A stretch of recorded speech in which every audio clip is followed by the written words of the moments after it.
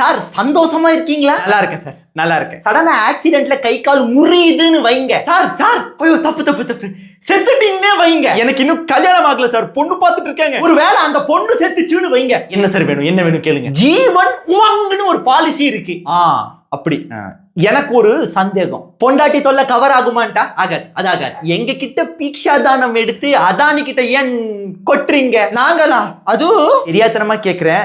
LIC ப்ராஃபிட்ட அதானில invest பண்ணுச்சா? ப்ராஃபிட் எல்லாம் போட மாட்டாங்க, உங்க காசு தான். 5000 கோடி பாலிசி ஹோல்டர்ஸோட காசை தாரவாத்தீங்களே, இந்த விஷயம் பப்ளிக்கா நடந்துச்சா? ரேட்டிங், பிட்டிங், ஸ்க்ரூட்டினி எதுவுமே பண்ணல, பிரைவேட்டா தான் நடந்துச்சு. ஃபாரின் இன்வெஸ்டர்ஸ் எல்லாம் புல் அவுட் பண்ணிட்டு இருக்கானுங்க. இது புல் அவுட்டா? என்னது ஏங்க, இன்டர்நேஷனலா அவன் ரேட்டிங் டிப் ஆயிட்டு இருக்கு, நீங்க மட்டும் அவங்க கிட்ட என்னத்தை பாத்தீங்க? நாங்க 7.75% இன்ட்ரெஸ்ட் தரோம். 15 வருஷத்துக்கு டீல் போட்டிருக்கீங்களே, இவனும் மல்லையா மாதிரி கம்பியை நீட்டிட்டா? கவர்மெண்ட் சப்போர்ட் இருக்குது, அது போக இன்ஃப்ராஸ்ட்ரக்சர் டெவலப் ஆகு. சரி, என்ன ப்ராஜெக்ட் ப்ராமிஸ் பண்ணாரு சொல்லுங்க. அதெல்லாம் ஒண்ணும் பண்ணல.